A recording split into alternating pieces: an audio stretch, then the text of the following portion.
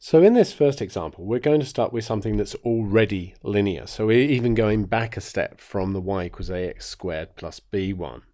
So we're going to have something that's already linear just to see how we would go about it experimentally. So consider the following data collected from an experiment. So we have some values of x and the corresponding values of y. So that's data we've actually collected from the experiment. We know that this data follows a law of the form y equals ax plus b. Now we should spot that that is a straight line. The gradient of that line would be a, and the y-intercept would be b. So what we need to do is plot the data, draw the line, and then take the values of a and b from that line. So we're going to draw a graph.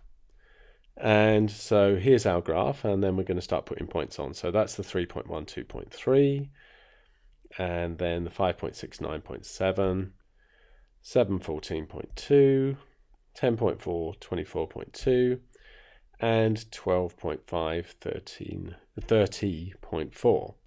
And then we draw the best straight line we can draw through that data. So we can see down here that the intercept is at -7, so that's going to be the value of b. Then we want the gradient, so we choose two convenient points on the graph and we form a right-angled triangle like so.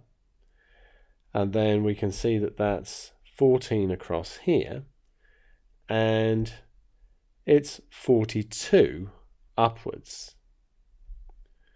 So the gradient, rise over run, is going to be 42 over 14. Remember, a is the gradient here because that's the one that's multiplying x. So that turns out to be 3.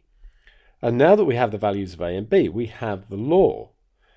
The law would be y equals 3x minus 7.